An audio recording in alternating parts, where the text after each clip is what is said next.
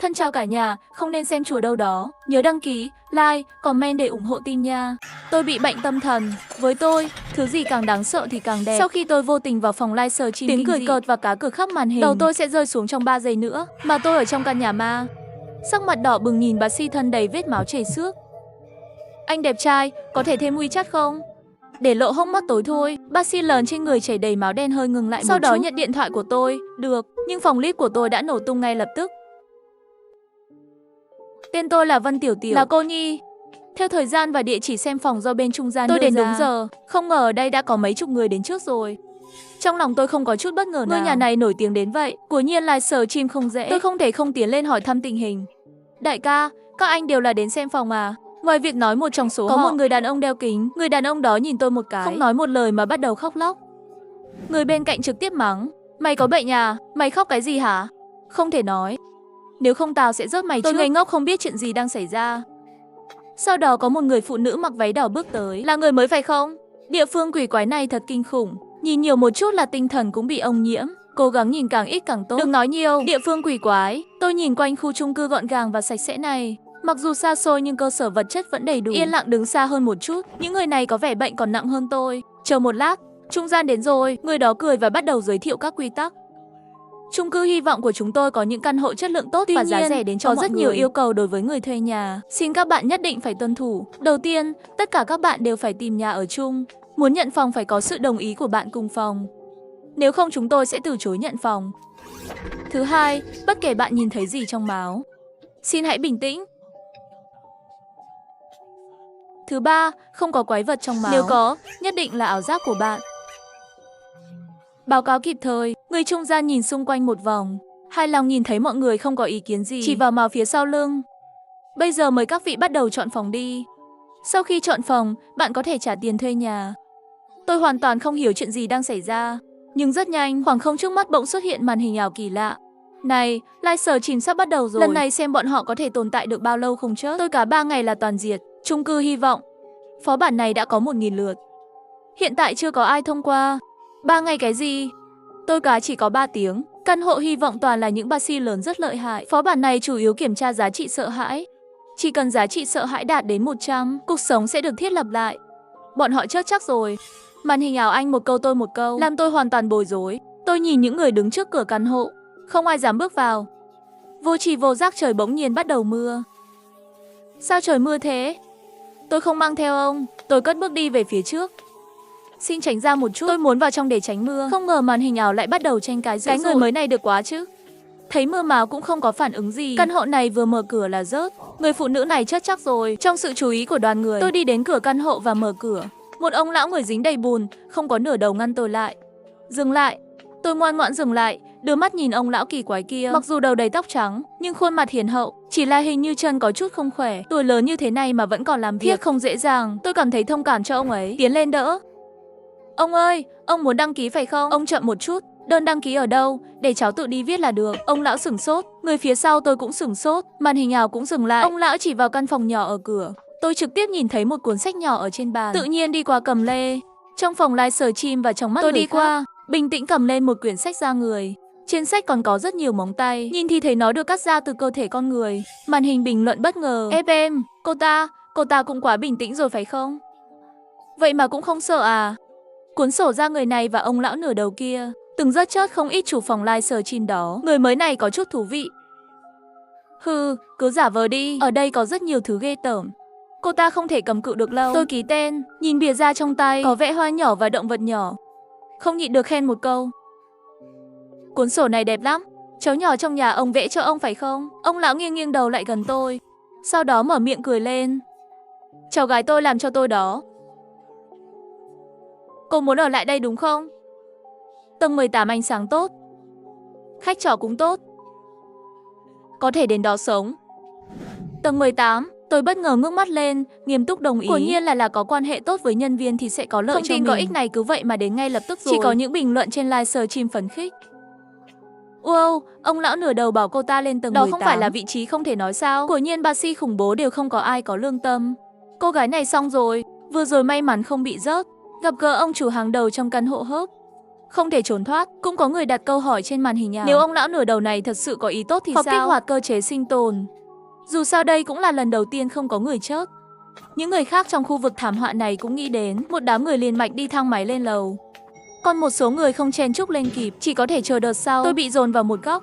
Đến tầng 18, một đám người lại không có ai đi xuống. Thang máy kêu lê, chưa kịp phản ứng. Một người đàn ông trung niên bên cạnh đẩy tôi ra. Cô đi xuống gõ cửa đi. Tôi ổn định thân thể, đâm vào một cánh cửa, tay bị chảy xước, trực tiếp chảy máu xuống khuỷu tay rồi rơi xuống xa.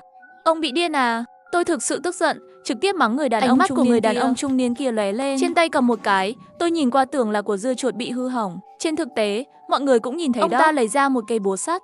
Người đàn ông trung niên chạy về phía tôi. Cũng chính lúc này, cánh cửa đột nhiên mở ra. Một bóng người nhỏ bé mặc một chiếc váy màu hồng xuất hiện sau cánh cửa. Trong khoảnh khắc người trung niên xông tới, những xúc tua đẫm máu khổng lồ đột nhiên xuyên qua ngực trái của người trung niên. Trên xúc tu đó toàn là máu.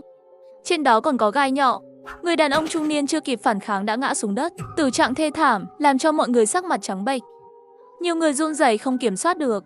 Chỉ số sợ hãi lập tức vượt quá 60. Người trung niên vẫn chưa chết, nhưng chỉ số sợ hãi của ông ta có thể nhìn thấy được đột nhiên tăng lên 99. Cơ thể bắt đầu phát hiện tình trạng tan chảy, da bắt đầu tan chảy ra như sáp. Phòng livestream, khán giả xem livestream bắt đầu vô cùng phấn khích. Giá trị sợ hãi 99 bắt đầu sáp hóa rồi. Đến 100 sẽ phân hủy và biến mất. Bác sĩ này là con ma đáng sợ thứ hai trên tầng 18, chưa bỏ qua bất kỳ người chơi nào. Cái người mới đó, lần này không thể trốn thoát được đâu. Tôi cá là cô ta sẽ bị cắt thành 8 khối. Màn hình ảo tranh nhau bỏ phiếu tử thần cho tôi. Mà trong chung cư hy vọng, tôi nhìn cảnh tượng kỳ lạ này, có chút khó hiểu. Cô gái nhỏ mặc váy hồng nhạt kia, không phải chỉ là cầm súng nước bắn người đàn ông trung niên kia vài cái thôi. Người này ngã xuống đất là sao? Bị một đứa trẻ chạm vào đã ngã xuống ăn vạ tại chỗ cũng quá vô sỉ rồi. Tôi không phải là người quản chuyện thiên hạ, nhưng nhìn lại cô gái nhỏ mặc váy màu hồng, da thịt non như một con búp bê, khuôn mặt nhỏ nhắn tinh tế như búp bê bị sốc. Nhìn người đàn ông trung niên, tôi không thể không bước tới gần cô bé. Bình luận trong phòng livestream QA chỉ trợn trừng đôi mắt chỉ còn đồng tử trắng lên nhìn tôi. Chậm rãi cô bé bắt đầu muốn ra tay. Tôi vô tình bắt được xúc tôi trơn trượt như thạch kia.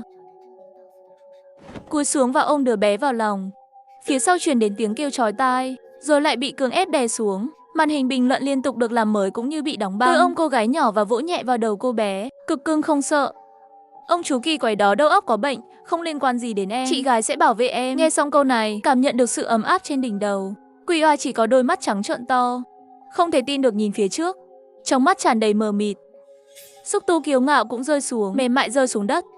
Một đám người phía sau cũng hoảng sợ, mắt kính trực tiếp rơi xuống. Người phụ nữ áo đỏ miệng mở to có thể nhét vừa cả của trứng gà. Người đàn ông trung niên nằm trên sàn đang dần tan chảy, vào lúc này lại giá trị sợ hãi 100 điểm, biến thành một vũng nước đen bẩn thỉu. Tất cả khán giả trong phòng livestream lúc này đã hoàn toàn im lặng rồi.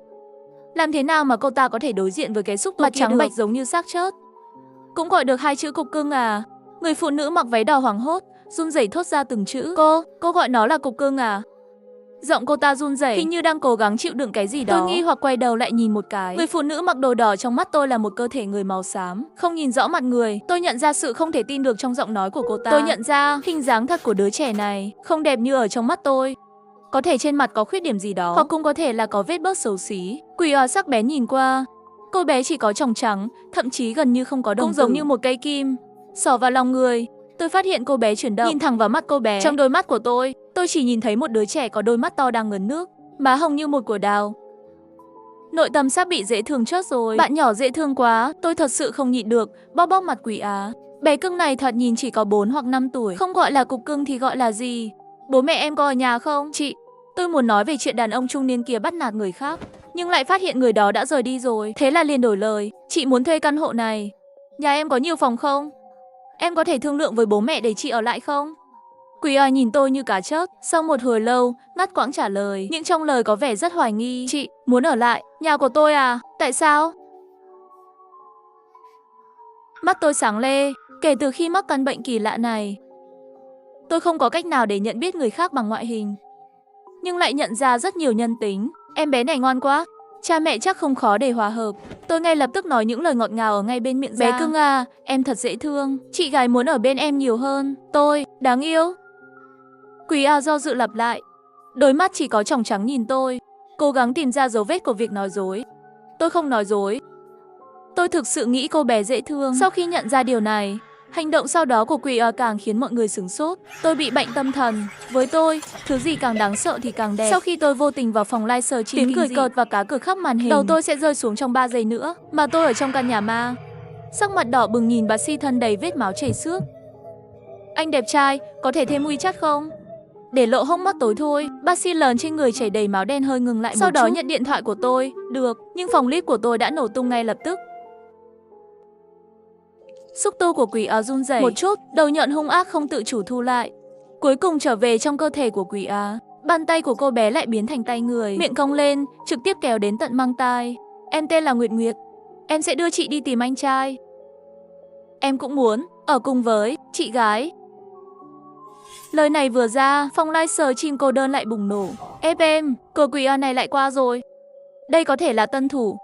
Chất lượng tâm lý này cũng quá nghịch thiên rồi. Không phải là đại lão giả vờ Tiểu Bạch chứ. Trên màn hình ảo tràn đầy nghi ngờ về tôi. Nhưng tôi chỉ gật đầu mừng rỡ. Nắm lấy bàn tay nhỏ bé của quỷ cùng nhau bước vào cửa phòng. Nhưng thấy tôi vào, có người trong nhóm 10 mấy người ở bên ngoài kia lại gấp. Một người đàn ông nhỏ bé vội vàng bước vào cửa cùng với tôi. Nhưng ngay khi bước vào cửa đã bị một bóng tối nuốt chửng. Sau khi nghe một tiếng hét, một vũng dầu đen như màu dầu cay chảy ra ngoài. Mọi người dừng lại. Đầy hoảng sợ nhìn cánh cửa phòng đang mở như hố sâu không đáy kia. Nhưng không có một ai dám bước vào. Người phụ nữ váy đỏ đi thẳng vào thang máy, chuẩn bị xuống lầu. Người đàn ông đeo kính mắt không cam lòng cắn răng, cũng chỉ có thể rời đi chọn phòng khác. Trong 10 mấy phút chọn phòng này, số lượng ban đầu 40 đến 50 người, bây giờ gần như giảm đi một nửa. Nhiều người khi chọn phòng đã bỏ mạng dưới tay những chủ nhà khác nhau. Bên tai tôi cũng đồng thời có một giọng nói vang lê. Số người sống sót 25. Tôi bình tĩnh bỏ qua âm thanh này. Từ khi bị bệnh, thính giác của tôi cũng bị ảo giác rất nhiều. Đã quen rồi. Sau khi vào phòng, bên trong là một mảnh đỏ tươi như máu. Mọi thứ đều có màu máu. Quan sát cẩn thận, con có thể nhìn thấy bức tường màu đỏ đang đập nhẹ, hoạt động như thể còn sống. Nếu đây là một người bình thường, vào một căn phòng như thế này sẽ phát điên ngay lập tức. Dắt tay tôi, rụt rè hỏi. Chị ơi, chị có thấy nhà của em đẹp không? Chị có thích không? Nhìn căn phòng lộn xộn, tôi nhíu mày. Bé yêu à, căn phòng này của em không tồi. Khuôn mặt của quỷ lập tức thay đổi. Chị đang nói dối. Ha ha ha ha, tôi đã nói người mới không đáng tin cậy rồi. Lật xe rồi, lần này xong đời rồi. Quỷ sẽ bị chọc giận. Đôi mắt quỷ trở nên hung dữ. Bàn tay chống chảy giơ lên, biến thành xúc tua đỏ. Dùng tốc độ như sét đánh chạy ra sau lưng tôi. Một đứa trẻ vạch chân lời nói dối. Tôi xấu hổ ngồi xổm xuống nhặt rác trên mặt đất. Nhưng lại vừa may thoát khỏi sự tấn công của quỷ Bé xin lỗi, chị gái không nên nói dối đâu. Nhưng nhà em có chút lộn xộn. Bố mẹ em chăm sóc em như thế nào vậy? Làm sao có thể bỏ một em bé đáng yêu như vậy ở nhà một mình, làm cho nó trở nên không sạch sẽ như vậy? Xúc tu của quỷ đột ngột dừng lại. Trên khuôn mặt trắng bệch của cô bé hiện lên sắc hồng khả nghi. Bình thường chỉ có em và anh trai. Anh trai lại không thích dọn dẹp. Thì ra là vậy. Người anh trai này cũng quá vô trách nhiệm rồi. Tôi không hài lòng. Anh trai của em không phải thứ tốt lành gì. Lời chửi người của tôi vừa mới xuất khẩu, cánh cửa phía sau lặng lẽ mở ra. Một bóng người màu đen xuất ha. Người mới xong đời rồi. Cô ta mắng Basi mạnh nhất bị người ta nghe thấy rồi. Căn phòng đột nhiên trở nên tối tăm. Vô số khí đen xuất hiện ở đằng sau cánh cửa. Bóng đen cười như không cười nói. Ha ha ha, cô đang mắng tôi à? Theo sau lời nói của hắn, những thứ nhìn giống như thịt kia bắt đầu đập. Thật kỳ lạ, máu đỏ tươi chảy xuống. Màn hình ảo lại lập tức bắt đầu điên cuồng có bình luận chạy qua. Đến rồi, Basi bắt đầu ra tay rồi. Con nói cô ta là đại lão. Cô gái này thật là quá ngu ngốc. Lần đầu tiên gặp Basi đã dám mắng đối phương. Tôi cá là cô ta không chỉ biến thành xác ướp mà cơ thể còn sẽ bị Basi vận thành cặn bã. Nhưng khi khu bình luận đang kích động thảo luận phương thức trước của tôi lại không có gì thay đổi.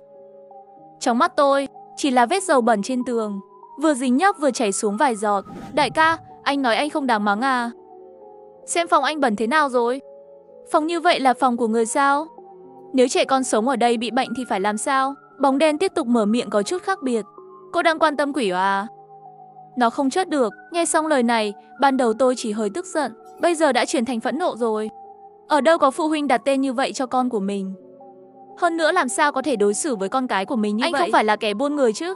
Vốn là nghĩ là lần đầu gặp mặt phải giữ chút lịch sự, nhưng bây giờ thật sự không chịu nổi. Tôi từ khi còn nhỏ đã là cô nhi, từng bị bắt nạt, đặc biệt không chịu nổi những chuyện không tốt cho trẻ em. Tôi giận dữ đi qua. Máu đen dính nhớp chảy xuống vừa vặn chảy qua sau chân tôi. Anh có thật sự là người thân của cô bé không vậy? Không phải là anh bắt cóc cô bé đến đây chứ? Tôi tức giận nói không nên lời. Người trước mắt nhìn thẳng vào tôi. Trên mặt vẫn còn đeo một chiếc mặt nạ màu đen. Thật tức giận không chịu nổi mà. Trong nhà còn mang theo những thứ này. Anh giấu đầu hở đuôi. Rốt cuộc anh là ai? Nói xong tôi liền tháo mặt nạ của hắn ra. Trong khoảnh khắc này, mặt nạ trên người bác sĩ được tháo ra. Bộ quần áo màu đen trên người hắn cũng bị xé rách, để lộ bên trong là xác chết đã bị đốt thành than đen. Trên đó đầy những bùa chú kinh khủng và độc ác.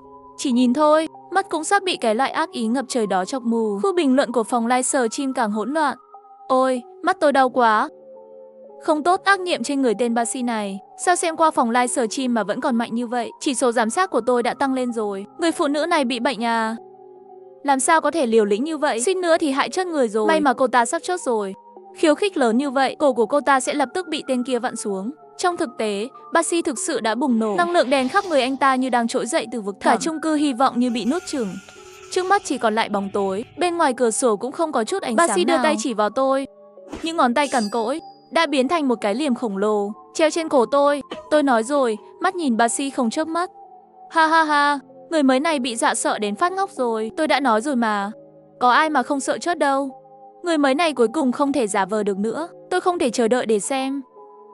Bác sĩ xé xác cô ta ra thành từng mảnh. Nhìn bác sĩ mũi cao, mắt sáng, ngũ quan đẹp đến mức nghịch thiên ở trước mắt. Tôi không tự chủ giơ tay lê, sờ soạng bụng của bác sĩ. Tôi hít một ngụm khí lạnh. Cơ bụng 8 múi. Anh chàng đẹp trai như vậy, thân hình cũng bùng nổ như vậy. Hôm nay tôi thật may mắn. Não bị sắc đẹp làm cho ngây ngốc. Tôi lập tức bật thốt. Anh đẹp trai, thêm WeChat không? Bác sĩ ngây ngốc, màn hình đạn cũng đóng băng, một sự im lặng chớt chốc. Nhưng sau khi trận mưa rào kết thúc, một đợt bình luận mới bùng nổ. Em, cứu mạng.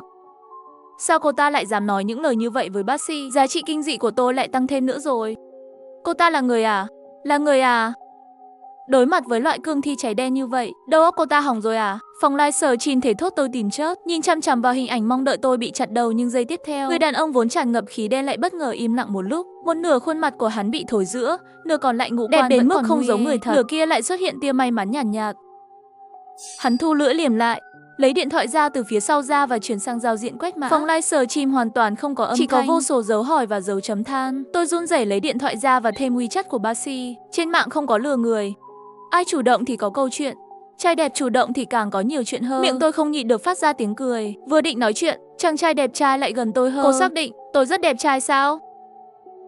Bác sĩ đẹp trai vừa nói chuyện vừa đưa mặt đến gần tôi. Hai chúng tôi gần như hít thở cùng nhau. Trong mắt tôi, hàng lông mi dài như lông vũ nhẹ nhàng chuyển động. Một đôi mắt đen giống như cặp đá pha lê màu đen hảo hạng. Tôi không khỏi đỏ mặt. Rất đẹp trai. Tôi nhân, cô ta nghiêm túc đấy à? Thật sự cảm thấy bác sĩ đẹp trai, làm sao có thể? Cơ thể bác sĩ đó giống như than cốc. Nhìn một cái, xích nôn luôn bữa tối hôm qua rồi. Tôi muốn hỏi thẳng một chút, nếu không có hy vọng, tôi sẽ cố gắng kiếm tiền. Tôi không muốn lãng phí thời gian chỉ vì cảm xúc nhất thời. Nhưng giây tiếp theo bác sĩ lại đáp, được, tôi cũng muốn biết thêm về cô. Tôi lập tức cười, lúc này Quỷ Oa cũng nhảy ra. Chị ơi, căn phòng chị dọn dẹp thực sự là... Xúc tu đỏ tươi của cô bé nhẹ nhàng xuất ha, rồi dừng lại trước mắt tôi. Nhẹ nhàng ôm tôi một cái. Chị ơi, ngôi nhà này được chị dọn dẹp trở nên thật xinh đẹp. Em rất thích. Chị ơi. Tôi nhìn thấy nụ cười của cô bé, ôm xúc tu của cô bé lại xoa ná. Bàn tay của em cũng rất đẹp, một bàn tay đẹp như vậy, chị gái cũng rất thích. Quỷ Oa hơi ngừng lại, nhưng không có gì xảy ra. Ngoan ngoãn để yên cho tôi sờ. Hơn nữa còn khá tận hưởng. Chị ơi, chị thật sự không sợ em sao? Không sợ đâu, chị còn thích em nữa. Chị chưa bao giờ gặp một đứa trẻ nào đáng yêu như em. Tôi ôm khuôn mặt của Quỷ Oa, chỉ nghĩ cô bé xinh đẹp và dễ thương. Quỷ Oa rất hài lòng đến mức không chịu nổi. Tôi cũng vui, rồi đi dỗ cô bé ngủ. Nhưng khu bình luận lại vô cùng bất mãn với sự nhàn nhã của tôi. Không thể để người mới này kiêu ngạo nữa. Cô ta không có năng lực gì cả, dường như chỉ có nhận thức bị suy giảm thôi. Không phải, chỉ cần nói cho cô ta biết sự thật thôi sao? Sẽ bỏ lớp ngụy trang mà căn bệnh đã cho cô ta sẽ bị dọa đến phát điên. Tôi đã bí mật liên lạc với anh trai đeo kính rồi. Anh ta hứa sẽ thử. Này, có kịch hay để xem rồi. Ngày hôm sau, tôi bị tiếng máy móc đánh thức. Mời các người chơi đến sảnh tập hợp. Chúng tôi sẽ tổ chức tiệc chào đón khách thuê. Tôi bị bệnh tâm thần. Với tôi, thứ gì càng đáng sợ thì càng đẹp. Sau khi tôi vô tình vào phòng livestream, tiếng cười cợt và cá cược khắp màn hình. Đầu tôi sẽ rơi xuống trong 3 giây nữa. Mà tôi ở trong căn nhà ma. Sắc mặt đỏ bừng nhìn bác sĩ thân đầy vết máu chảy xước. Anh đẹp trai, có thể thêm WeChat không? Để lộ hốc mắt tối thôi. Bác sĩ lớn trên người chảy đầy máu đen hơi ngừng lại một chút. Sau đó nhận điện thoại của tôi. Được, nhưng phòng clip của tôi đã nổ tung ngay lập tức. Thức ăn được bày trong đại sảnh. Tôi nhìn quanh một vòng, có khoảng 20 người. Người phụ nữ mặc đồ đỏ và người đàn ông đeo kính vẫn còn đó. Hôm qua lại có thêm 2 người chết. Chúng tôi vẫn cố gắng hết sức, tốt hơn là ít tiếp xúc với những con ma đó. Mỗi lần gặp chúng đều đưa ra yêu cầu. Không làm được hoặc sợ hãi đều sẽ chết. Lúc này, quản gia của căn hộ xuất hiện. Chúc mừng mọi người đã đến với chung cư hy vọng. Tiếp theo, vì tình cảm giữa những người thuê căn hộ, hy vọng các bạn có thể ghé thăm lẫn nhau. Đừng bao giờ từ chối khách đến thăm. Nếu ảnh hưởng đến tình cảm giữa hàng xóm, quản lý sẽ đuổi các bạn ra ngoài theo quy định. Tất cả người chơi sắc mặt lập tức trắng bệch như xác chết. Tôi bình tĩnh đồng ý, không phải chỉ là xã giao. Mặc dù tôi không thích, tôi vừa định đi, gã đeo kính đột nhiên ngăn tôi lại. Vân Tiểu Tiểu, cô bị suy giảm nhận thức phải không? Vậy thì sao? Tôi muốn nói cho cô biết sự thật. Đừng vì chứng suy giảm nhận thức của cô mà uổng công bỏ mạng. Nơi này căn bản không phải là căn hộ gì cả. Thay vào đó là một thế giới đầy những câu chuyện quỷ quái. Đứa trẻ trong căn phòng mà cô đang ở là quỷ oa, là một con quái vật có xúc tu giết người không chớp mắt. Họ sống với cô chính là vì để cô sáu phạm quy tắc mà ra tay giết cô. Tôi có hơi ngây ngốc, anh ta đang nói cái gì vậy? Tôi muốn phản bác nhưng đột nhiên dừng lại sự cái tên quỷ á bất thường và phản ứng của một số người khi họ bước vào cửa. Đột nhiên có lời giải thích hợp lý, lời anh ta nói là thật. Mắt tôi trở nên nghiêm túc. Người đàn ông đeo kính càng vui vẻ. Tất cả chúng ta đều là người chơi. Những điều đã trải qua trong thế giới khủng bố, tất cả sẽ được livestream cho người xem. Điều kiện thông quan của chung cư này rất khắc nghiệt. Sao nào? Có một liên minh với tôi không? Tôi đã trải qua hơn chục vòng livestream rồi. Là một người chơi lão làng, hoàn toàn có thể giúp cô. Không cần, coi như đây là một trò chơi kinh dị. Tôi cảm thấy một mình càng tốt. Tôi trực tiếp từ chối. Người đàn ông mắt kính ngượng quá hóa ra. Vậy thì cô chết chắc rồi. Cô ở lại căn phòng trên tầng 18, là thứ đáng sợ nhất trong khu chung cư này. Tôi không quan tâm đáp. Thế giới khủng bố thì có làm sao? Quỷ của tôi rất thích tôi. Muốn thông quan hẳn là không khó đâu. Tôi vừa muốn rời đi nhưng lại bị một nam sinh ở nơi khác chạy đến bắt lấy. Cô không được đi. Cái đồ quái vật nhà cô. Cậu làm gì vậy? Chúng tôi ở đây chỉ có một mình, cô không sợ những thứ đó. Cô không phải quái vật thì là cái gì? Cô nói đi, cô có phải là NPC hay không? Tôi sẽ giết cô trước. Nam sinh đã mất trí rồi, cầm một con dao muốn đâm vào bụng tôi. Tôi tưởng mình chết chắc rồi. Một tiếng sệt vang lê, nam sinh kia bị đẩy văng ra. Tôi quay đầu nhìn lại. Là Basi. Nam sinh bị Basi dùng lưỡi liềm tấn công một cái, trực tiếp không còn nữa. Còn lại tôi đỏ mặt quay sang. Anh đến rồi. Basi ra tay giúp tôi đánh người. Có thể là với tôi, nhưng cảnh tượng này lại khiến mọi người kinh ngạc. Trong phó bản này, làm thế nào mà NPC có thể giúp người chơi? Điều này sẽ bị trừng phạt. Quả nhiên trên người Basi xuất hiện lực lượng vô hình, mở ra một vết thương lớn. Suýt nữa thì làm đứt tay hắn. Vết thương này ở trong mắt tôi rất rõ ràng. Nhưng tôi vừa định đi về phía hắn, thấy hắn cầm lưỡi liềm, chớp mắt một cái đã biến mất. Chỉ còn lại một giọng nói. Tên tôi là Chu Hàm. Lan đạn liền ồn ào. Đây là yêu nhau rồi sao? Vân Tiểu Tiểu đẹp đến vậy sao? Tôi thậm chí còn chút muốn xít bọn họ một chút. Tôi điên rồi. Tôi nhìn Chu Hàm biến mất, có hơi buồn. Thật là, hắn xấu hổ như vậy làm gì? Nói chuyện với người ta không được sao? Tôi quay đầu nhìn những người chơi khác. Họ nhìn tôi với vẻ mặt hoảng sợ. Đó, thứ lúc nãy là cái gì vậy? Đó là Basi à? Mắt tôi đau quá. Đừng lại đây. Những tiếng xì xào vang lê. Xin những người chơi đừng hoảng loạn. NPC mới sắp xuất ha. Xin bình tĩnh lại tâm trạng, tránh bị hóa xác. Thông báo vừa dứt, màn hình đạn lại phấn khích. Có phải là với bà lão kia sắp đến không? Thật mong chờ, thật mong chờ. Tôi đột nhiên có chút tò mò Vân Tiểu Tiểu sẽ làm gì. Dù sao cô ấy nói chuyện là mời tam quan của tôi. Nhớ lại vừa rồi Chu Hàm bị thương, tôi nhanh chóng chạy về căn hộ. Chu Hàm, tôi hét lê. Chỉ có quỷ từ trong căn hộ đi ra. Quỷ dựa vào xúc tu đi đến trước mặt tôi. Chị ơi, anh trai em bị thương rồi. Chị có thể giúp anh ấy không? Tôi đi theo quỷ đến một căn phòng khác. Khi tôi bước vào, chỉ thấy Chu Hàm nằm trên mặt đất hấp hối, cánh tay bị gãy. Tôi quay đầu nói với quỷ em đi mang kim chỉ đến đây. Quỷ nhanh chóng mang đến cho tôi. Tôi liền khâu vết thương lại cho Chu Hàm. Miệng vết thương rất lớn, tay tôi bị dính máu tươi, nhưng tôi vẫn cố gắng khâu lại. Phong cách của khu bình luận bắt đầu thay đổi. Tại sao tôi cảm thấy có hơi cảm động? Ôi trời ơi, tôi điên rồi quá. Vân Tiểu Tiểu đính thật sự. Mất rất nhiều công sức, tôi mới khâu vết thương lại cho Chu Hàm. Liền đi ra ngoài nói đi tìm chút nước cho Chu Hàm uống. Tôi xuống dưới nhà lấy nước, thấy một bà già ngồi ở bên cạnh máy rót nước. Ngũ quan của bà lão này hơi kỳ lạ, kết hợp lại như một con cá. Hơn nữa trên người còn có những vết trong mắt bao phủ. Đó chỉ là một bà lão rất gầy. Tôi nhìn bà ấy một cái, tự mình lấy nước. Khu bình luận lại phấn khích. Bà lão cá chốt đến rồi. Viên Tiểu Tiểu, sao một chút phản ứng mà cô cũng không có vậy? Đây là định dâng mạng cho bà lão à? Bà lão, nhanh. Dạ Vân Tiểu Tiểu sợ tôi lấy nước đi. Xong, bà lão cuối cùng cũng ngẩng đầu lên. Cô gái, tôi có thể đến nhà cô ngồi một chút không? Bà ấy gãi mặt, một mảng da lớn rơi xuống. Tôi thầm nghĩ trong lòng, bà lão này tội nghiệp quá. Quần áo rách rưới, gây đến rợn người. Vừa nhìn là biết ở nhà không được ăn ngon. Chắc là bị gia đình ngược đãi. Nghĩ đến đây tôi gật đầu.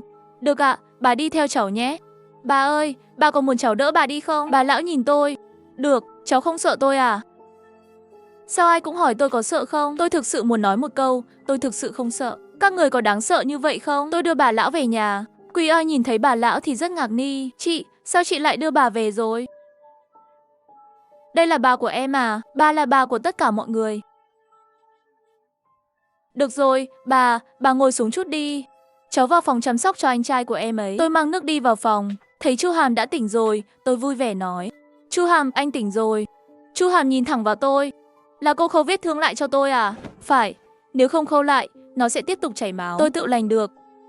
Như vậy không được, cho dù bản thân có thể tự lành thì cũng phải chăm sóc. NPC có thể không phải là người, nhưng cũng nên chăm sóc thật tốt. Dù sao Chu Hàm cũng là bởi vì tôi nên mới bị Chu Hàm nhìn tôi. Hiếm khi hắn không trả lời, tôi nhìn vành tai của hắn, hình như hơi đỏ. Đúng rồi, bà của anh đến rồi. Bà tôi? Đó không phải là bà của anh sao? Bà anh gầy như vậy.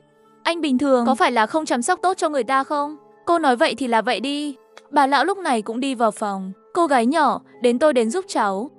Nói là giúp tôi. Bà lão rõ ràng đã đi vòng quanh phía sau lưng tôi, há miệng lớn muốn cắn tôi một cái. Tôi đột ngột xoay người lại. Bà ơi, để cháu nấu cơm cho bà. Cháu nấu cơm rất ngon. Bà xem, bà gầy như vậy, phải bổ sung thật tốt. Hành động của bà lão hơi ngừng, động tác cắn tôi lại bị câu nói này ngăn lại. Bà ấy có chút không biết đáp lại như thế nào. Được. Khu bình luận lại phát điên. Vân Tiểu Tiểu, cô không biết bà ta vừa mới muốn ăn cô sao? Vân Tiểu Tiểu, cô là ngu thật hay là giả ngu vậy? Đừng mắng nữa, hãy xem biểu hiện tiếp theo của cô ta đi. Tôi bảo Chu Hàm mua nguyên liệu cho tôi, chuẩn bị vào bếp nấu cơm cho mọi người. Tôi quay sang nấu ăn, chỉ còn lại Quỷ Òa, bà lão, còn có Chu Hàm đứng một chỗ. Bà đến làm gì? Đương nhiên là đến dọa cô ta, làm cô ta nhanh chóng bị loại. Nhiệm vụ của chúng ta không phải là như vậy sao? Những người chơi này không qua cửa được. Lát nữa ăn cơm, xem tôi làm thế nào.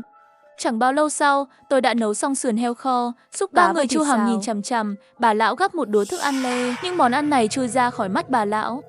Thật khó ăn, thật khó ăn. Người chơi chót tiệt, tao sẽ rớt mày.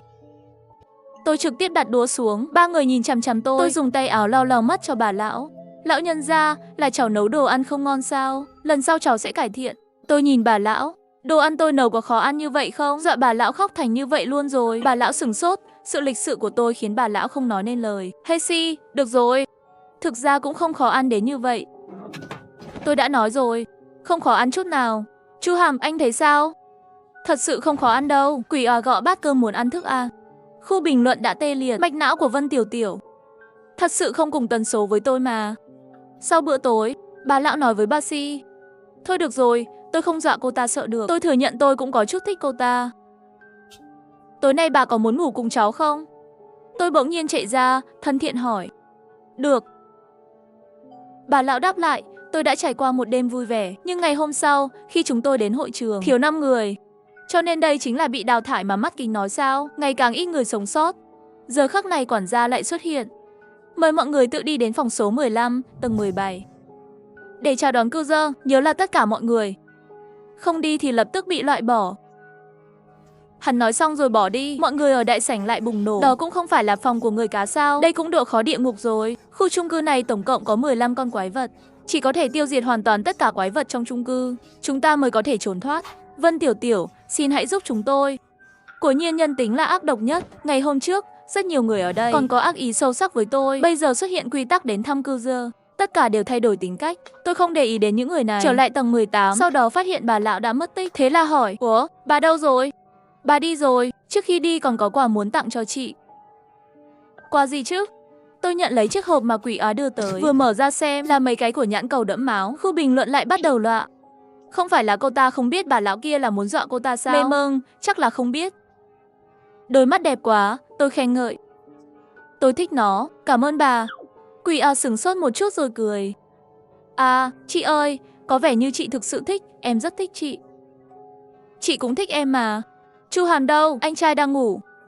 Khi tôi đến phòng của bà Si, tôi thấy hắn đang nằm trên giường. Thành thật mà nói, tôi chưa bao giờ thấy có ai ở trong lòng tôi lâu như vậy. Tôi thực sự muốn thân thiết với hắn. Cho Hàm, em muốn nói với anh một chuyện. Có chuyện gì vậy? Tôi phải tìm đường thông quan rồi. Từ tầng 1 này đến tầng 17 này. Cô cứ như vậy mà nói với tôi à? Đúng vậy, bởi vì em thích anh.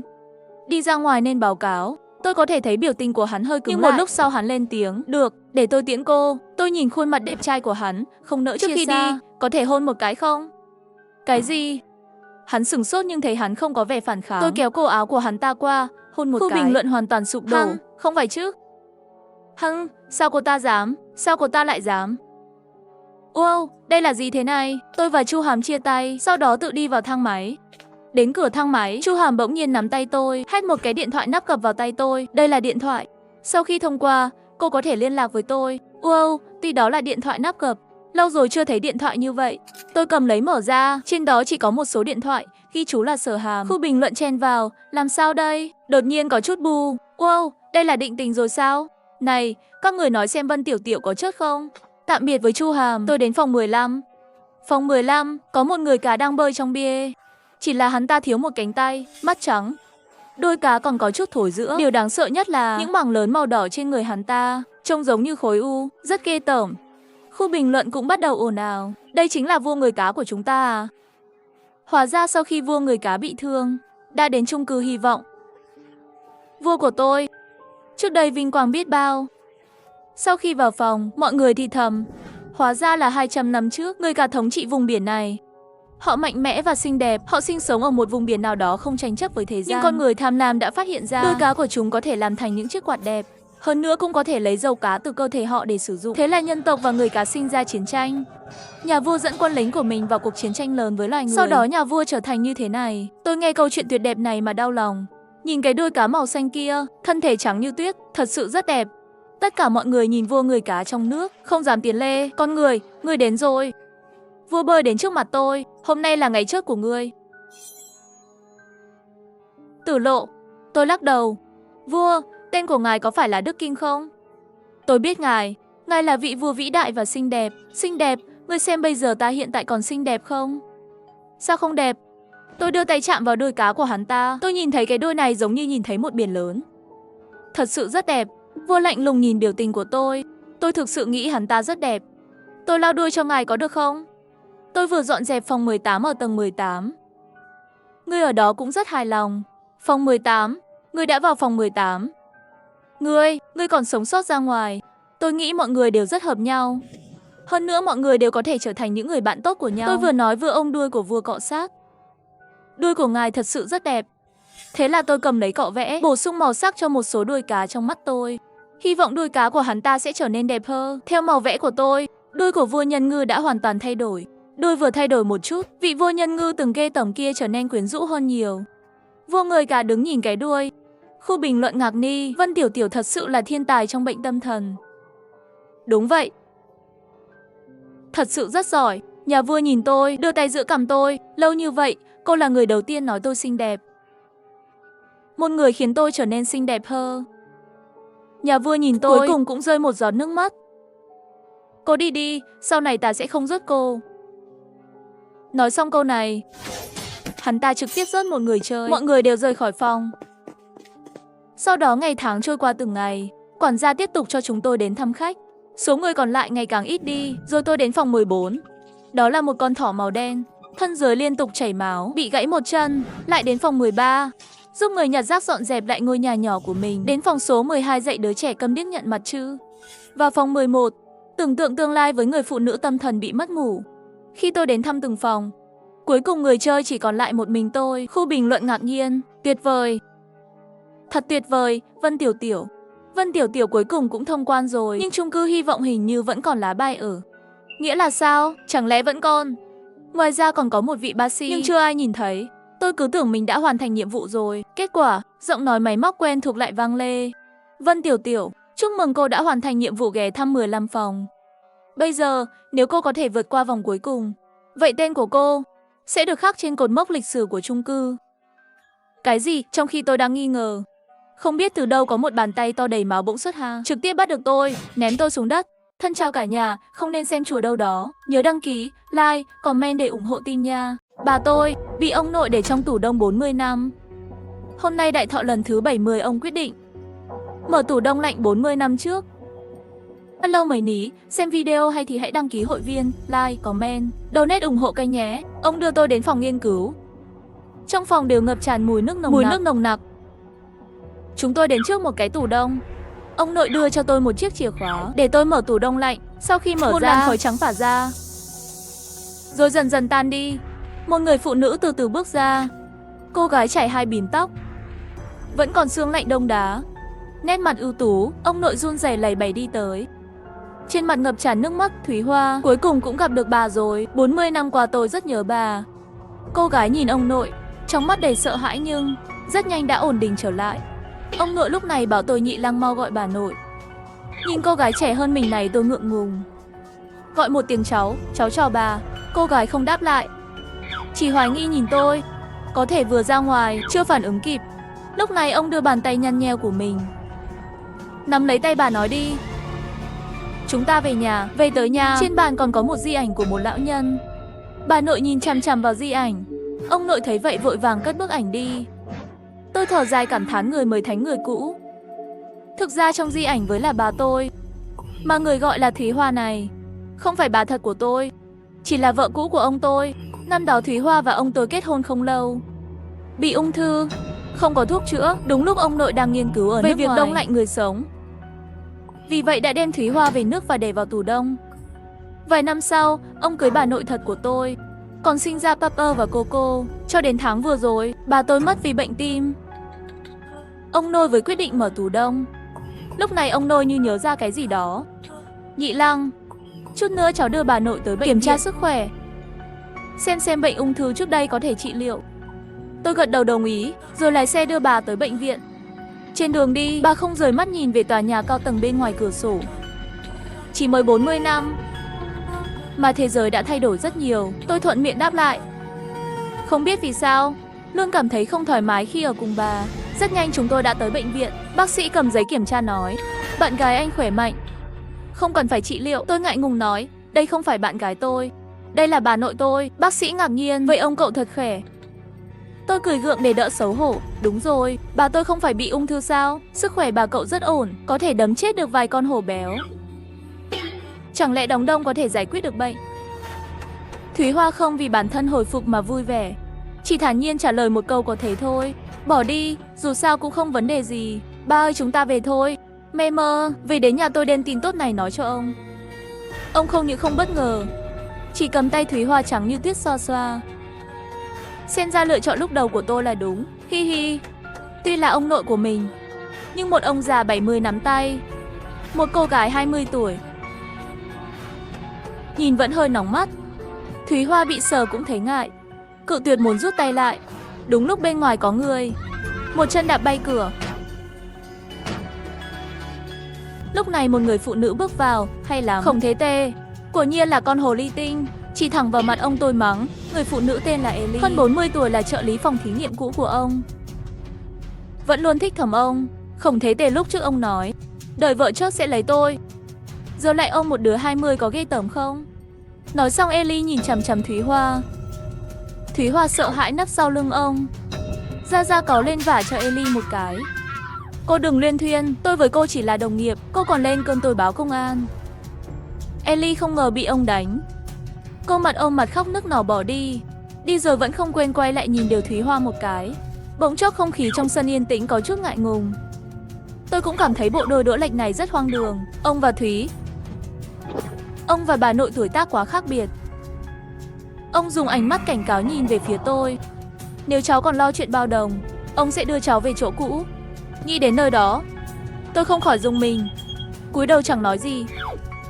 Ông cầm tay Thúy Hoa trở về phòng. Cuối cùng tôi cũng không chịu no tôm thân run rẩy, mau chóng về phòng uống hết bình thuốc. Bởi vì tôi bị bệnh tâm thần bẩm sinh, nên bố mẹ bỏ tôi khi ra nước ngoài. Là ông nội trả tiền điều trị cho tôi. Ông từng là nhà khoa học chính của Amber Zeller, nghiên cứu về việc đông lạnh người sống. Vì vậy tôi luôn sống cùng ông. Thế nên tôi không dám tùy ý làm trái lời ông. Tôi sợ ông lại đưa tôi về bệnh viện tâm thần. Nơi đó hoàn toàn không phải cho người ở. Uống thuốc xong tôi chìm vào giấc ngủ. Ngày thứ hai tỉnh dậy, ông nội vào phòng tôi nói Nhị Lăng, bà cháu hôm nay muốn đi chơi, cháu làm tài xế đi. Tôi gật đầu đồng ý. Chúng tôi lái xe đến một khu vực danh lam thắng cảnh. Đường đi hơi ngoằn ngoèo. Thúy Hoa đột nhiên dùng giọng điệu sùng bái khen tôi. Đường ngoằn ngoèo vậy mà lái vẫn ngon. Nghĩ lúc trước ông nội cháu cũng không kém là mấy. Năm đó ông đi con E816, đua cùng với hội của Mendelit, cạnh tranh vị trí tay lái lụa ở núi Thu Danh. Khi đó ông dùng quán tính để qua đoạn núi Thu Danh áp lực lên Mendelit. Mendelit chơi không lại, dùng thủ đoạn mà ông nội thì không chút sợ hãi. Bỏ qua hắn đồng thời thử thách bản thân. Khi tới gần đích ông nội tắt đèn để phát toàn lực động cơ xe. Khi bật đèn lên thì đã đuổi kịp Mendelit, cuối cùng vượt qua Mendelit một thước. Đáng tiếc hiện tại, Hesi, ông nội nghe Thúy Hoa chê ông già. Ông hơi có nói tôi hiện tại vẫn lái được. Nói xong giành vô lăng của tôi. Kết quả của việc thể hiện, xe tông vào vách. Ông nội trực tiếp bị chảy máu đầu. Tôi sợ hai lấy điện thoại gọi cấp cứu. Thúy Hoa ngồi canh lại nở nụ cười quỷ dị. Khi tới bệnh viện, bác sĩ nói ông nội chỉ bị chấn động nhẹ, nghỉ ngơi một thời gian là được rồi. Thúy Hoa nghe được lời bác sĩ. Thúy Hoa nghe xong trong mắt có chút hơi thất vọng, nhưng rất nhanh lại trở nên rất dịu dàng. Ông nội cậu chỉ là không quen đường. Năm đó ông có tiếng là tay lái lụa ở núi Thu Danh. Ông nghe đến núi Thu Danh lập tức bật dậy. Đúng, ông chỉ là không quen đường. Bác sĩ thấy sức khỏe ông nội không có vấn đề gì, liền bảo ông nội giữ gìn sức khỏe. Sau đó đi đến hội nhạc dốc bên Dương quẩy. Hóa ra ông nội thật sự là tay lái lụa núi Thu Danh. Đương nhiên rồi, đúng là gừng càng già càng cay. Lúc này Ellie đùng đùng sát khi đi tới. Lần này cô ấy không đến phá, mà còn bảo tôi và Thúy Hoa ra ngoài, hai người ra ngoài. Tôi có việc muốn nói với ông ấy. Ông nội gật đầu ý bảo bọn tôi ra ngoài. Thế là tôi và Thúy Hoa chờ ở hành lang. Tôi nghĩ vụ tai nạn vừa rồi thật đáng ngờ. Tôi hỏi Thúy Hoa, giờ cô ở bên ông tôi là tự nguyện sao? Thúy Hoa sửng sốt một chút. Mặc dù là giấy chứng nhận nhận được ở nước xa điêu 40 năm trước, nhưng tôi là vợ ông ấy. Nhưng bây giờ thời thế đã thay đổi, ly hôn là chuyện thường ngày. Hơn nữa, 40 năm trước, các người vẫn được cấp giấy phép ở nước ngoài. Ở đây đã không có hiệu lực pháp lý từ lâu rồi. Nếu cô muốn bỏ ông nội, tôi có thể giúp cô. Tôi hiện tại vẫn chưa muốn rời xa ông ấy. Nhưng tôi muốn nhờ cậu giúp tôi một việc khác. Cái gì?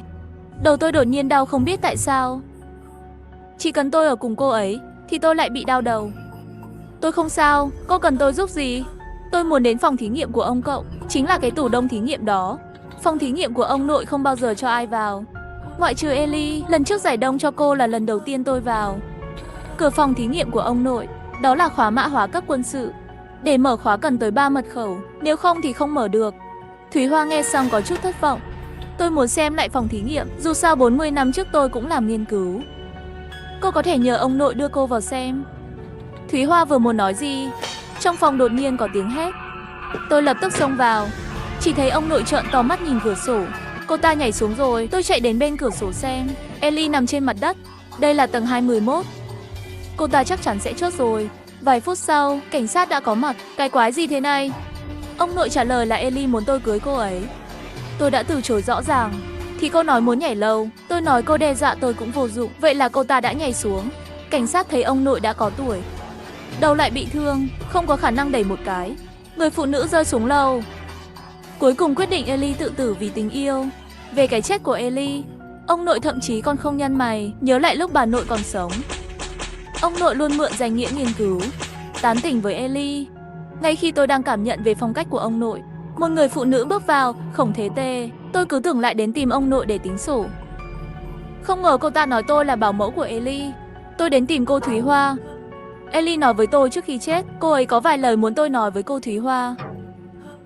Thúy Hoa có chút khác biệt. Ellie muốn nói gì với tôi? Bảo mẫu nhìn ông nội một chút, nói ở đây không tiện. Chúng ta lên mái nhà. Có gì bất tiện vậy? Không được đi, có việc gì thì nói ở đây. Thúy Hoa lập tức dịu dàng an ủi. Tôi nhìn ra được, người phụ nữ đó trong lòng có ông. Tôi rất muốn biết cô ấy nghĩ gì. Nói xong liền trực tiếp cùng bảo mẫu lên sân thượng. Nhị Lăng đi theo. Hãy lắng nghe những gì họ nói. Tôi lập tức theo sau. Lúc này tôi vẫn chưa biết.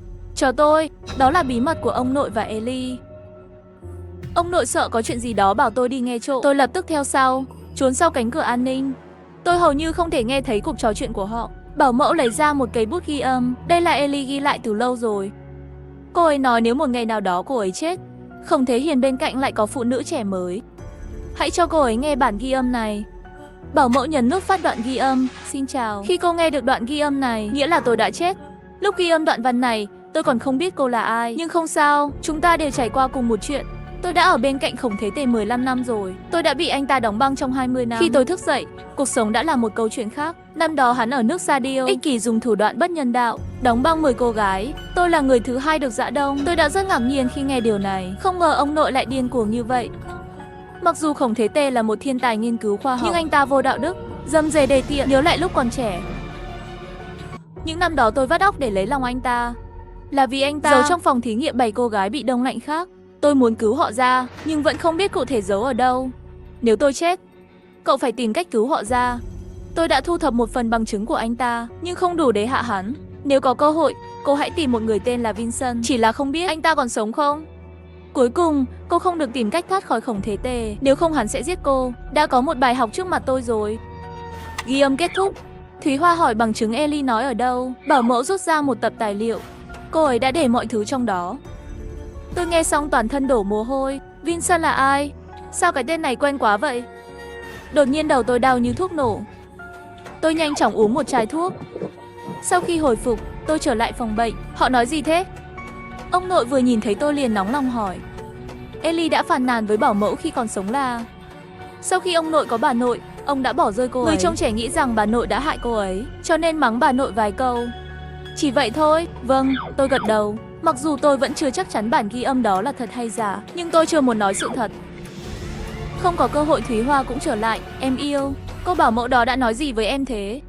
Tôi căng thẳng nắm chặt tay, sợ câu trả lời của Thúy Hoa lệch với tôi. Thúy Hoa thở dài. Ellie, cô ấy không thích tôi.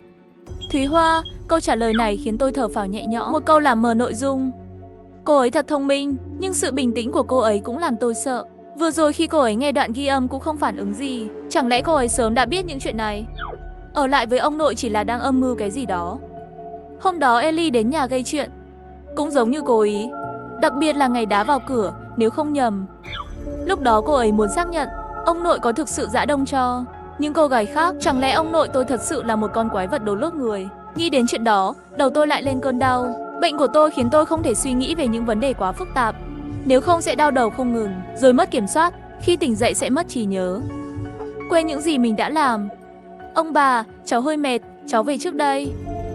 Được rồi, về nhà đi. Tôi lập tức bật máy tính lên, tìm kiếm tên của Vincent. Thì ra ông cũng là một nhà nghiên cứu xuất sắc của thế kỷ trước. Nhưng các báo cáo về ông ấy, tình hình chỉ vài năm ngắn ngủi. Tốt nghiệp ở đó, làm thí nghiệm ở đó.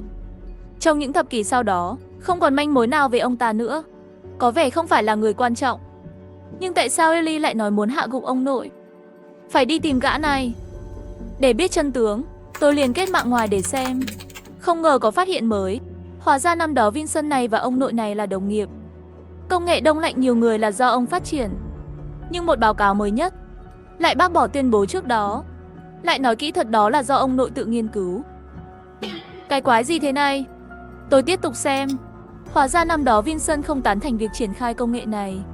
Ông cho rằng điều này không phù hợp với chủ nghĩa nhân đạo, còn viết một đống bài báo cáo buộc ông nội quan điểm khác với mình.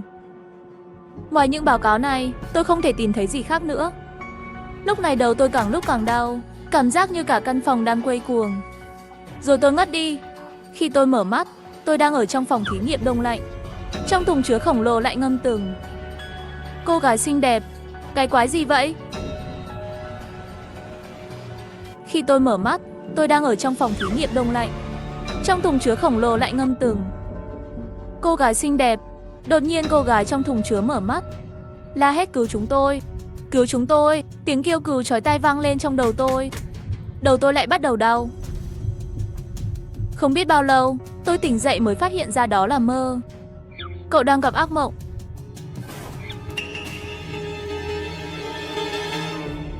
Bất ngờ. Bà cố nội của tôi ơi, sao bà lại ở đây? Không phải cô ở phòng bệnh với ông nội sao? Thúy Hoa không hỏi lại.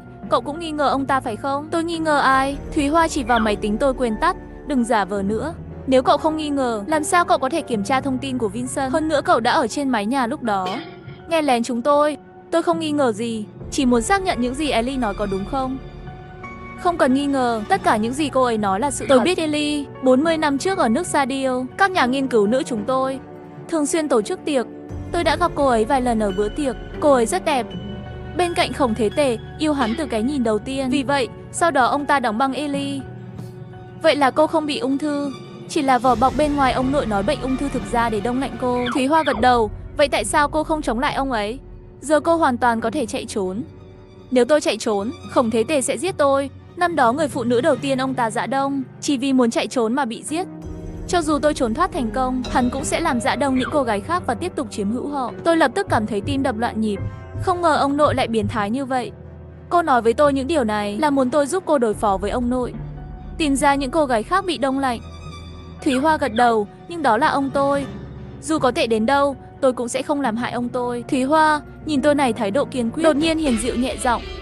Từ lần đầu tiên tôi gặp cậu, tôi biết cậu thích tôi. Mặc dù tôi bằng tuổi ông của cậu, nhưng bây giờ tôi 20 tuổi. Hứa hôn với cậu là có thể. Tôi sợ đến nỗi đẩy tay cô ta ra. Xin hãy tự trọng. Thúy Hoa ngã xuống sàn. Tôi nhanh chóng đưa tay ra kéo cô ta. Cô ta nhìn bàn tay tôi đưa ra. Cậu có vết sẹo trên lòng bàn tay. Cái này tôi đã vô tình bị từ lâu rồi. Thúy Hoa tự đứng lên. Sau khi nhìn kỹ lòng bàn tay tôi, lại nhìn thấy những chỗ khác trên người tôi. Có vẻ như cậu và ông nội cũng không phải người thân. Bản thân tôi có bệnh không liên quan gì đến ông nội. Nếu không có thuốc ông nội cho, tôi sẽ trở thành một kẻ điên. Thúy Hoa lấy ra thuốc tìm thấy trên người tôi xem một chút, cười lạnh nói, ông nội cậu mới là người điên. Tôi rất nghi ngờ, không biết tại sao cô ấy lại nói như vậy. Cậu không giúp tôi cũng không sao. Tôi sẽ tìm người để ông cậu tự mở phòng thí nghiệm. Tìm ai vậy? Tôi đã tìm thấy anh ta rồi. Tối mai tôi đưa cậu đi gặp anh ta. Nói xong Thúy Hoa liền đi. Tôi không biết Thúy Hoa vì sao chắc chắn tôi nhất định sẽ đi. Sau cô rời đi, tôi vội vàng tìm kiếm ảnh của Vincent.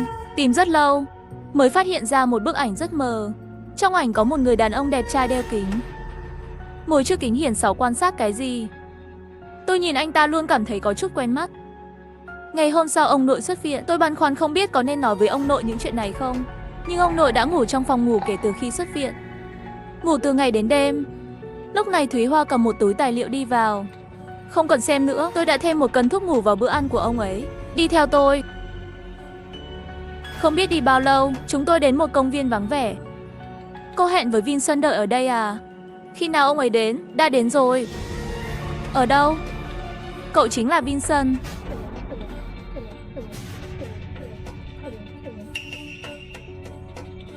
Cô có điên không? Ngủ 40 năm dẫn đến bệnh tâm thần. Người điên là cậu. Cậu nghĩ đi, ký ức nhớ nhất của cậu là khi nào? 5 năm trước, nhưng đó là chuyện bình thường. 5 năm trước, tôi mất trí, sốt cao, hôn mê. Là ông nội. Tôi đã được đưa ra khỏi bệnh viện tâm thần và đưa tôi đến bệnh viện tốt nhất. Khi tôi tỉnh dậy, tôi mất hết ký ức. Chính ông nội đã đưa tôi trở lại với chính mình. Biết thế giới này, đúng rồi, chính là 5 năm trước Khổng Thế Tề Dã Đông cậu. Đừng nói nhảm ở đây nữa. Tôi không luyên thuyên với cô nữa. Tôi về đây. Tôi quay người muốn đi, nhưng bị Thúy Hoa nắm tay. Cậu nghĩ lại đi. Trí nhớ của cậu chỉ bị đè nén. Cậu không thực sự bị mất trí nhớ. Ngay lập tức đầu tôi lại đau. Tôi lấy thuốc ra để uống. Bị Thúy Hoa ném đi. Đừng ăn nữa. Chỉ cần không uống thuốc, cậu sẽ sớm nhớ ra thôi. Những viên thuốc đó chỉ ảnh hưởng đến trí nhớ của cậu, làm cho tinh thần của cậu không ổn định. Nói xong cô ấy lại nhét cho tôi một đống ảnh đen trắng. Trước tiên bạn xem những bức ảnh này có ấn tượng gì không? Một trong những bức ảnh giống như cái tôi thấy trên mạng. Đây là cậu. Tôi nhìn kỹ ảnh. Đây không phải tôi. Lúc đó tôi rất gầy, trông không giống nhau chút nào. Cậu có rất nhiều vết sẹo nhỏ trên mặt. Chính là Khổng Thế Tề đã phẫu thuật thẩm mỹ cho bạn. Hơn nữa tay của Vincent vì làm thí nghiệm đã bị đứt. Có một vết sẹo trên lòng bàn tay, giống hệt như trên lòng bàn tay của cậu. Tôi hoài nghi nhìn Thúy Hoa. Chiều hôm qua, tôi thấy vết sẹo trên lòng bàn tay cậu, nên mạnh dạn đoán cậu là Vincent. Nhưng tôi không hiểu tại sao khuôn mặt của cậu lại thay đổi. Cho đến khi tôi nhìn thấy khoa phẫu thuật thẩm mỹ ở bệnh viện, tôi đã hiểu ra mọi vấn đề. Tiếp đến, hắn nhét cho tôi một bản báo cáo đầy tiếng Anh. Nhưng báo cáo này là do cậu viết. Năm đó là cậu phản đối Khổng Thế Tề nhất, thực hiện đông lạnh người sống. Rồi Thúy Hoa lại lấy ra một đống ảnh báo cáo minh họa cho tôi. Đây đều là kết quả nghiên cứu của chúng tôi. Tôi xem báo cáo. Ống nước khổng lồ trong ảnh đông lạnh đều là các loại sinh vật. Tôm cá, chuột thỏ, cuối cùng là người. Xem hết, tôi đột nhiên hoảng hốt một chút. Hình như thật sự mình đã thấy những hình ảnh này ở đâu đó. Nhưng nếu tôi là Vincent, hắn đột nhiên dã đông tôi. Ellie không thể không biết việc đó. Nó được ghi lại trong hồ sơ mà Ellie đưa cho tôi. 5 năm trước hắn đi xa điêu sống 1 năm. Sau khi trở về, bên cạnh Khổng Thế Tề lại xuất hiện thêm cậu. Ông ấy nói cậu là cháu trai của ông ấy, cũng bị bệnh tâm thần. Lúc đó Ellie không nghi ngờ, bởi vì con trai của Khổng Thế Tề đang ở nước ngoài. Cô ấy hoàn toàn không biết gì về gia đình Khổng Thế Tề. Và 40 năm trước, Ellie quen biết với cậu. Cũng không hiểu cậu, lý do trong đoạn ghi âm bảo tôi đi tìm cậu cũng là lén xem báo cáo của Khổng Thế Tề mới phát hiện ra sự tồn tại của cậu. Nhưng tôi không hiểu tại sao ông ấy lại để tôi làm cháu trai của ông ấy. Bởi vì hồi đó các cậu không đồng ý. Nhiều lần cậu ở trong phòng thí nghiệm, trước mặt người khác mắng ông ta là cháu trai của cậu. Khổng Thế Tề rất sĩ diện, có thể đã trả thù kiểu vậy, làm đông cậu, sau đó xóa ký ức của cậu, rồi cho làm cháu trai của ông ấy. Thật xàm le quá, tôi càng nghe càng đau đầu. Tiếng ù tai rất dữ dội, tôi cảm thấy như mình sắp chết. Tôi đau đớn ngã xuống đất, thuốc đưa tôi thuốc. Thúy Hoa lại thờ ơ, nhìn tôi dần dần ngất đi. Khi tôi mở mắt lần nữa, phát hiện tôi đang trên giường bệnh. Thúy Hoa mặt âm trầm, mà Khổng Thế Tề giận dữ nói với tôi: cậu bị sao thế? Một mình nửa đêm chạy đến công viên còn lăn quay ngất xỉu. Có thể lý do không uống thuốc. Tôi đã nhớ ra rất nhiều thứ. Tôi là Vincent, nhưng tôi không thể tiết lộ bây giờ. Vì vậy, tôi giả vờ điên và nói rằng tôi cũng không biết. Tối qua đầu lại đau, nhưng thuốc hết rồi. Cháu muốn tìm ông nội lấy thuốc, nhưng không biết tại sao lại chạy đến công viên. Phía sau là tôi cũng không nhớ nữa. Khổng Thế Tề không tức giận nói qua 2 ngày nữa tôi sẽ lấy cho bạn một cái mới. Được rồi, cảm ơn ông nội. Chết tiệt, còn muốn hại lão tử. Tôi đã bị đóng băng nhiều năm như vậy. Công nghệ đông lạnh người sống là tôi nghiên cứu ra. Ông ơi, cháu nghỉ ngơi một chút. Được, cháu không sao, ông với bà về trước. Nói xong Thúy Hoa liền theo ông nội bỏ đi. Trước khi đi quay lại cười với tôi. Cô ấy biết tôi đã lấy lại được trí nhớ. Tôi đã sắp xếp lại những ký ức của những năm qua. 40 năm trước tôi gia nhập vào một phòng thí nghiệm sinh học nổi tiếng. Trong phòng thí nghiệm có mấy người Hoa. Lúc đó Khổng Thế Tề là cấp trên của tôi. Khi tôi gia nhập đội của anh ấy đang nghiên cứu công nghệ đông lạnh người sống. Một công nghệ gây tranh cãi, khó khăn cũng rất lớn. Nhưng Khổng Thế Tề nói đây là vì lợi ích của bệnh nhân mắc bệnh nan y, khiến tôi tin. Sau đó tôi đã thành công trong việc giải quyết vấn đề lớn nhất, làm cho công nghệ này trở nên khả thi. Tôi nghĩ nó sẽ đem lại một sự phát triển của con người. Nhưng không ngờ Khổng Thế Tề sử dụng công nghệ này để đông lạnh phụ nữ sống khỏe mạnh. Tôi bị sốc không thôi. Tôi đã cố ngăn hắn lại, nhưng lại bị hắn dùng thân phận lãnh đạo chèn ép nghiêm trọng, làm cho những người Hoa khác mất niềm tin vào tôi.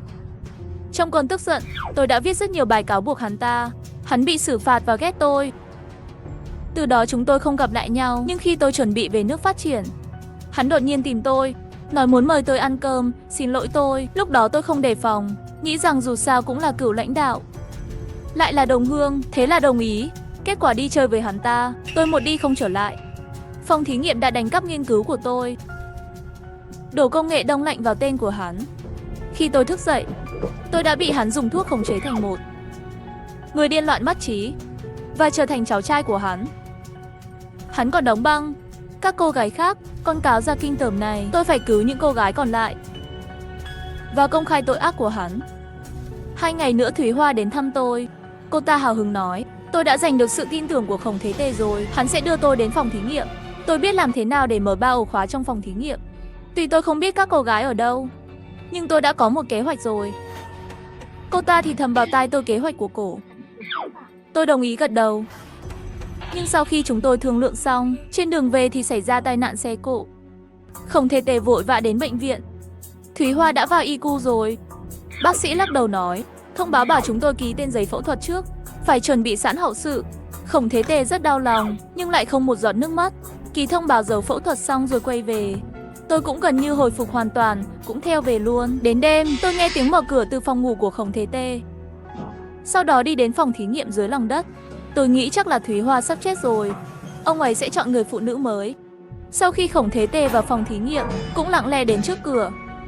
Tôi nhấn mật mã Thúy Hoa để lại cho tôi, mở cả 3 ổ khóa.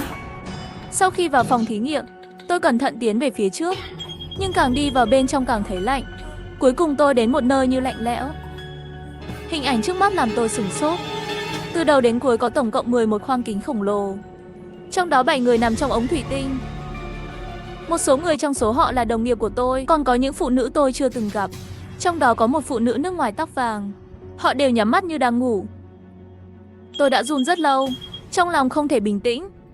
Khổng Thế Tề lão biến thái này làm tổn thương rất nhiều cô gái. Tôi nhất định phải công khai sự bẩn thỉu của hắn ra thế giới. Có vẻ như cậu đã lấy lại được trí nhớ rồi, nhưng muốn tấn công bí mật của tôi, xem cậu có mạng rời khỏi đây không đã. Khổng Thế Hiền đột nhiên xuất hiện từ phía sau và chĩa súng vào tôi. Hắn vừa định bắn, phòng thí nghiệm tối tăm lập tức lóe lên vô số đèn flashy. Hóa ra là Thúy Hoa mang theo rất nhiều phóng viên đến đây. Phóng viên đối mặt với Khổng Thế Tê và các cô gái bị đang nằm trong lồng kính thủy tinh kia cầm súng định bắn. Các bạn phóng viên, đây là các cô gái mà giáo sư Khổng đã đông lạnh từ 40 năm trước. Các bạn có vấn đề gì thì cứ hỏi giáo sư Khổng. Ông ấy rất vui lòng trả lời. Khổng Thế Tề nhìn Thúy Hoa tức giận run rẩy. Hắn nhận ra mình đã bị chơi. Hóa ra Thúy Hoa là giả vờ bị tai nạn xe hơi. Mục đích là vì tìm ra nơi các cô gái bị giấu. Thúy Hoa, tại sao cô? Khổng lão, người ta đồn công nghệ đông lạnh người sống là ăn cắp thành của nghiên cứu khoa học của người khác. Có thật không? Những cô gái này bị động bao lâu rồi? Họ có thể tỉnh lại không? Những cô gái này là ai? Bị đóng băng khi nào? Câu hỏi của phóng viên như tiếng súng. Từng câu đánh vào hắn. Hắn biết, nếu phóng viên báo cáo những gì hắn ta đã làm, không chỉ mất danh tiếng, còn bị pháp luật xử phạt. Những năm cuối đời, còn phải đạp máy may cả đời trong nhà giam. Hắn bắn các phóng viên. Các phóng viên và nhiếp ảnh gia sợ hãi bỏ chạy. Cuối cùng phòng thí nghiệm chỉ còn lại 3 người chúng tôi. Khổng Thế Tề bắt Thúy Hoa làm con tin. Tôi vội vã đi cứu. Nếu tôi không thể ra khỏi đây an toàn, tôi sẽ bắn chết Thúy Hoa. Tôi sợ hắn ta sẽ làm tổn thương Thúy Hoa. Dương mắt nhìn hay trốn. Không ngờ Thúy Hoa lại cố để bị ngã, ném hắn xuống đất. Tôi nhìn chằm chằm. Lão già như ông, tưởng có thể đánh bại hai đứa trẻ chúng tôi sao? Không ngờ tôi tính toàn đủ đường, bị các người bẫy ngược lại. Nhưng nếu các người hủy hoại danh tiếng của tôi thì đã sao? Tôi đã sống nhàn nhã nhiều năm như vậy. Còn có Nhị Lăng, đại thiên tài, làm cháu trai cho tôi cũng được coi là kiếm được rồi. Nếu tôi chết bây giờ, chuyện gì cũng không liên quan đến tôi. Tôi cười khẩy. Ông bớt họa sĩ đi, ông đã làm rất nhiều chuyện bẩn thỉu và giết Lily. Danh tiếng của ông chắc chắn sẽ không còn, nhưng tôi sẽ không để ông chết nhanh như vậy. Nói xong, tôi ném ông ta vào một cái thùng rỗng. Chương trình đông lạnh di động, bên trong nắp kính bắt đầu phun sương trắng. Công nghệ đông lạnh này cũng nên cho ông trải nghiệm chút. Sau đó tôi dùng máy tính kết nối với tủ đông, nhập một chuỗi mã. Khổng Thế Tê, đừng nghĩ rằng ông vào tủ đông thì có thể ngủ một giấc dài. Tôi sẽ thay đổi quy trình của ngăn đông lạnh, giữ cho ông nhận thức mỗi ngày. Sống trong bóng tối và cô đơn. Bên trong ống của Khổng Thế Tê, giống như nghe thấy tôi, nhìn chằm chằm vào tôi, nhưng cơ thể không thể cử động. Tôi lấy trong phòng thí nghiệm, những cô gái khác đều giải đông. Các cô gái đi ra từng người một, dần dần khôi phục ý thức, gặp lại mọi người như cách một đời. Sau đó liên tục khóc không thành tiếng. Tôi đưa họ ra khỏi phòng thí nghiệm. Những tia nắng đầu tiên của buổi sáng sớm chiếu lên chúng tôi, giống như ánh sáng của Phật. Chúng tôi lại giống như được tái sinh. Tôi nhìn những bông hoa dưới ánh mặt trời, hỏi chúng tôi có thực sự chỉ là đồng nghiệp bình thường không? Thúy Hoa cười mà không đáp, chỉ cười ngọt ngào với tôi thôi. Theo dõi page để xem những video khác. Tập tiếp theo cập nhật, toàn bộ cuộc sống bị khóa.